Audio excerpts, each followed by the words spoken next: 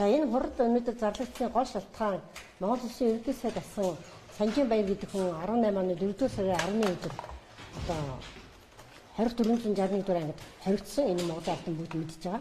За 5 сарын 3-ны өдөр энэ Санжинбаяр гэдэг хүнийг авилгатай тэмцэх газар дээр авчираад ингэчрал дарга өрөөндөө оруулж дардсан байх магадлал өндөр байна. Яагаад тэгэхээр Санжинбаяр гэдэг хүн бол эрүүгийн хуулийн 23, 22-ийн 1-д одоо ялагдагчаа татагдсан байгаа. Хэрвээ энэ хүнийг авчираад мөрдөн байцаах ажиллагаа хийвэл авилгатай тэмцэх газарт мөрдөн байцаахын тусгай камертай өрөө байдаг. Гэтэл авилгатай тэмцэх газрын дарга ингэчрал гэдэг хүн энэ мөрдөн шалах үйл ажиллагааны хуулийг зөрчөөд өөртөө давуу байдал бий болгоод энэ хүнийг өрөөндөө оруулсан. За ингээд 5 сарын 3-нд бид энэ хүнийг яагаад та өрөөндөө оруулваа? Ямар байдал үүсвэл камер бичлэг өгөөч гэдэг ийм хүсэл тавьсан. За бидэд тэрсэн хариу бол мөрдөн шалах ажиллагаа учраас танаас хамаарал гэсэн бичиг ирсэн. За тэгэхээр авилгатай тэмцэх газрын даргын өрөөнд мөрдөн шалах ажиллагаа явагдахгүй. Тийм учраас бид нар энэ ингэчрал гэдэг хүн баярыг дарамтлсан байна гэж ингэж үзэж байгаа. За ингэж үзэх үндэс байна бол байна. Монгол улсын одоо засгийн газрын тогтоолоор 4-р сарын 13-ны өдрөөс эхлээд Монгол оронд хууль бусаар офшор данс эзэмшиж байгаа улсуудыг зарлах эцсийн өдөр дууссан. Өнөөдөр хүртэл энийг зарлаагүй явж байгаа. Тийм учраас Монголын офшорчдын нэрийн өмнөөс Баяр гэдэг хүнээр туг дахиж энэ хүнийг айлгаж одоо энэ хүнээр офшорын асуудыг шийдсэн мэтэр ингэж ард түмний хурам эхлэхийн ажиллагаа явуулж байгаа гэж харж байгаа. За дараагийн нэг зүйл бол Баяр гэдэг хүн энэ 40 хоног дотор яагаад хинт биеийг муудваа? Одоо энэ хүний бие маш муудсан гэдэг мэдээлэл 40 өдрөөс эхлээд одоо цацгалаад хэлчихлээ. Энэ хүний бие муудах болсон гол шалтгаан юу вэ? Энэ богино хугацаанд гинт. Тэр энэ дэр бол биднээс анхааралтай хандж байгаа. Ийм учраас олон нийтийн зөвлөлөөс Монгол Улсын ерөнхий прокурорт за олон нийтийн зөвлөлөөр хүмүүс хэлжээ. За энэ Баяр гэдэг хүнд хор өчөөгөөс та нар хянаараа наадмын авилгынхаа гэрч нарыг мэдээлэгч нарыг хамтрагч нараар ухаад эхэлж шүү.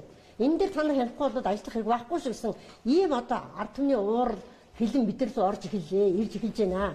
Ийм учраас бид нар Монгол Улсын ерөнхий прокурорт 461 дугаар 20 ангид хоригдож байгаа Баяр гэдэг хүнтэй уулзалт хийнэ гэж ингэж одоо хүсэлт оруулж байгаа.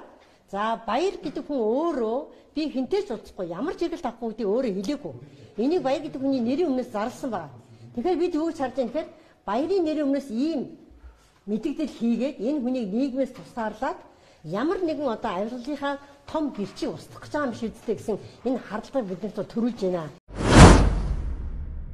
2018 оны 5 дугаар сарын 3-ны өдөр өдөөс хойш 13 цагаас 19 цагийн хооронд Баяр гэдэг хүнийг 2461 дугаар ангиас авчираад авилгатай тэмцэх газрын дарга ингэчрал гэдэг хүн өрөөндөө байлсан байна.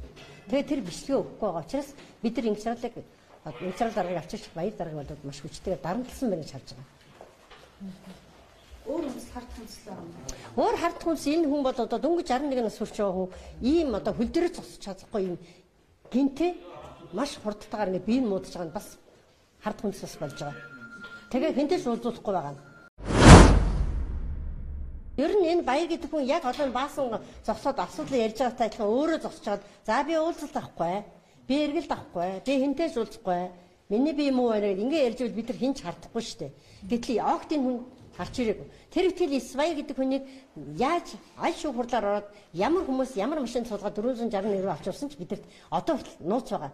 Тэгэхээр ер нь энэ хүн өнөөдөр яагаад өөрийг нь гаргаж ирэхгүйгээр энэ хүний өмнөөс Монголын ард түмэнд мэдээлэл яваад байгаа гэдэг нь бидний анхаарлыг маш их татж байгаа.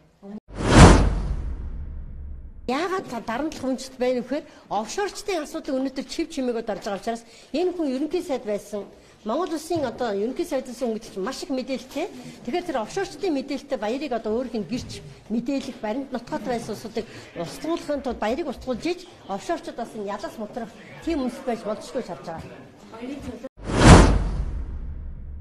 Баярын одоо энэ биеийг ингэж ирс мууж байгаа энэ хүнийг нийгмээс ингэж тусгаарж байгаа асуудлын ард нөгөө 60 төрмийн өнөөдрийн төр барьж байгаа 1000 биеийн кол тэргүүттэй гэмтэрэгтэнүүд байна гэж харж байна.